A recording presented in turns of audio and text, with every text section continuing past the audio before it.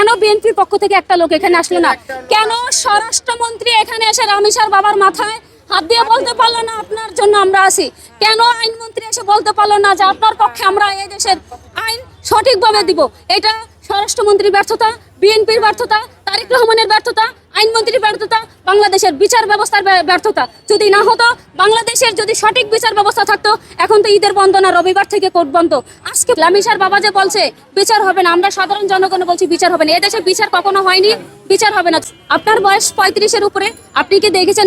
কেউ বলতে পারবে কেউ জন্মসূত্রে দেখেছে বাংলাদেশে আজ পর্যন্ত কোনো বিচারের সে আজ পর্যন্ত হয় না? তাহলে আপনি কিভাবে বিশ্বাস করতে পারেন রামিসার পাবে? যে দেশের মানুষ, যে বাবা মাকে আদালতে আদালতে ঘুরতে হয়, পক্ষে উকিল নিযুক্ত হয়, আবার একটা রায়কে আবার আপিল করা হয়, সেই রায় আপিল বিভাগে এখন ঘুরতে হয়। তাহলে যে উকিল রায়টা আপিল করছে, তাহলে কি ওর মেয়ে নাই, ওর বাচ্চা নাই, ওর ঘরে সন্তান নাই? তাহলে ও কেন গেল?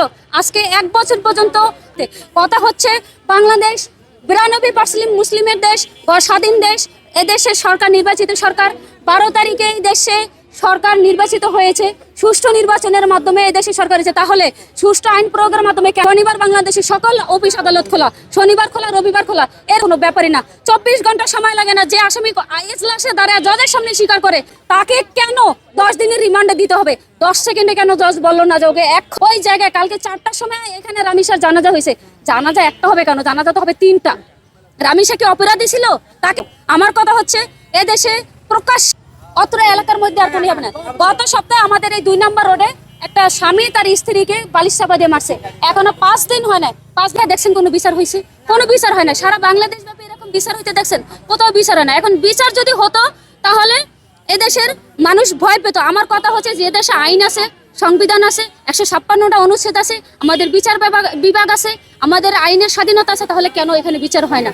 যেহেতু সরকার বলেছে আইন বিভাগ থেকে বিচার বিভাগ আলাদা করে দেওয়া হবে, বিচার বিভাগকে স্বাধীন দেওয়া হবে এবং বিচার বিভাগকে পূর্ণাঙ্গ বিচারের ক্ষমতা দেওয়া হবে। যদি এটা দেয়া থাকে, এটার বাস্তবতার প্রয়োগ থাকে, তাহলে কেন এখন হলো না? এটা আমি স্বরাষ্ট্রমন্ত্রীকে প্রশ্ন করলাম, এটা আমি আইনমন্ত্রীকে প্রশ্ন করলাম। যদি পারে, তাদের যদি যোগ্যতা থাকে, সৎ সাহস থাকে, আমার এই প্রশ্নের জবাব প্রকাশ্যে দিয়ে যাক। বিষয়টা হচ্ছে আমরা এখানেই থাকি, এরই আমাদের বাসা। তো 10টার দিকে আমি এমনিতেই বের হয়েছি আমার কোচিংয়ে যাওয়ার জন্য। তখন এখানে আমি কান্নাকাটি দেখে আমরা তখন ওই রুমের ভিতরে উপরে উঠছি। তখন তো আর আমরা বুঝি না। উপরে উঠে তখন দরজাটা খুলছিল, পুলিশ আসার আগে আমরা গেছিলাম। আমরা যা একদম দেখি যে মানে বালতির ভিতরে। আমার কথা হচ্ছে বাংলাদেশের আইন কি করে, প্রশাসন কি করে, ওকে কেন এখান থেকে ওকে কেন গ্রেপ্তার? যেহেতু নারায়ণগঞ্জ থেকে ধরা পড়ছে, ওরে এই থানায় ওরে রাখি না। ওরে পুলিশ কেন ওকে নিরাপত্তা দিয়ে লুকিয়ে রাখতো? ওকে তো এখানে নিয়ে এসে ওকে তো পাড়ায় মারা উচিত। এইখানে জনগণের হাতে ছেড়ে দেখ, জনগণ ওরা পাড়ায় এই রাস্তার সাথে পিস্ট করে ফেলে। যে উকিল দাঁড়াবে তার লাইসেন্স কেন বাতিল করা হয় না? কেন উকিল দাঁড়াবে?